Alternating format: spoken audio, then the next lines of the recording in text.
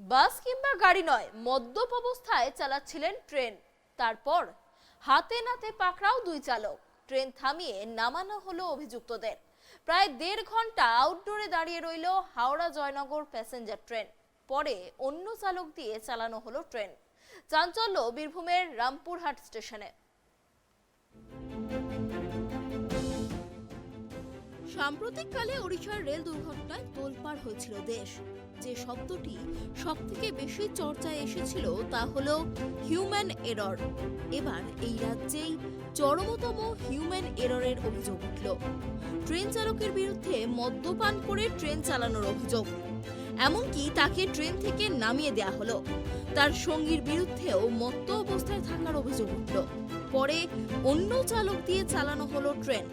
অভিযুক্ত দুই চালককে পাঠানো হয়েছে মেডিকেল টেস্টের জন্য। প্রায় 1.5 ঘন্টা দাঁড়িয়ে রইল হাওড়া জয়নগর প্যাসেঞ্জার ট্রেন। ঘটনায় রীতিমতো চাঞ্চল্য ছড়িয়ে পড়ে ট্রেনের যাত্রীদের মধ্যে। ঘটনাটি ঘটেছে বীরভূমের রামপুরহাটে। মঙ্গলবার বিকেল 6টা নাগাদ রামপুরহাট রেল স্টেশন থেকে জয়নগরের উদ্দেশ্যে রওনা দিয়েছিল ডাউন হাওড়া জয়নগর প্যাসেঞ্জার ট্রেনটি। ট্রেনের চালক ছিলেন সঞ্জয় কুমার। তিনি সাহেবগঞ্জের অ্যাসিস্ট্যান্ট লোকো পাইলট। তার সঙ্গী ছিলেন রাহুল কুমার। রামপুরহাট রেলগেটের পর সিগন্যাল পোস্ট পেরিয়ে যায় ট্রেনটি। তারপরেই ট্রেনটি দাঁড় করিয়ে দেওয়া হয়। এরপর বেশ কিছুক্ষণ পর ট্রেনটিকে রামপুরহাটের দিকে পিছিয়ে নিয়ে আসা হয়।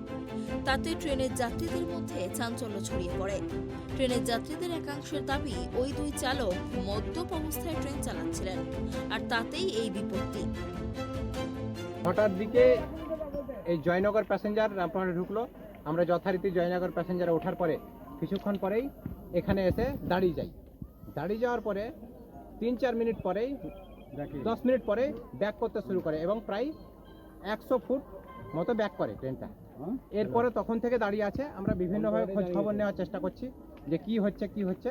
তারপরে আমরা বিশেষ মাধ্যম থেকে জানতে পারি যে ড্রাইভার চেঞ্জ করা হবে, লোকো পাইলট চেঞ্জ করবে। এরপরে যে ঘটনা, যে আমাদের উকিলবাবু খবর নিলেন যে কি ব্যাপার, ড্রাইভার কেন চেঞ্জ করবে। তারপরে বলছে ড্রাইভার মেডিকেল করবে, মেডিকেল করানোর প্রয়োজন আছে। এবার কেন মেডিকেল করার প্রয়োজন আছে আমরা কিন্তু জানি না। এইটা আপনাদের মাধ্যমে আমরা জানতে চাইছি, বা আপনারা জনগণকে জানান, প্যাসেঞ্জারদেরকে। আমাদের দীর্ঘদিনের ভোগান্তি। এর আগেও একবার এরকম ঘটনা হয়েছিল স্বাধীনপুরে। সিগন্যাল দেওয়া সত্ত্বেও এটার সিগন্যাল ছিল না, অন্য সিগন্যাল ভুল করে দেখে গাড়ি বেরিয়ে যাচ্ছিল। সেই প্যাসেঞ্জার আমরা ছিলাম, এই ডেলি প্যাসেঞ্জাররা। আজকে ওই রকম ধরনেরই একটা গন্ডগোল হতে যাচ্ছিল। হ্যাঁ, রেল পরিষেবার তো কোনো কিছু নাই। আজ মুরারে যে আন্দোলন করেছিল ডেলি প্যাসেঞ্জাররা, উল্টো তাদের বিরুদ্ধে কেস দেওয়া হচ্ছে, শান্তিপূর্ণ আন্দোলন হওয়া সত্ত্বেও। এই বিষয়গুলোই দেখুন, আজকের সমস্যা তো সমস্যা দেখলেন। পরে রামপুরহাট রেল স্টেশনের আধিকারিকরা ট্রেনের ইঞ্জিন রুমে আসেন। ইঞ্জিন থেকে দুই চালককে নামিয়ে নিয়ে যাওয়া হয়। প্রায় 1.5 ঘন্টা পর অন্য চালক দিয়ে ট্রেনটিকে জয়নগরের উদ্দেশ্যে চালানো হয়। বীরভূম থেকে জয়ন্ত দাসের রিপোর্ট, ট্রাইব টিভি।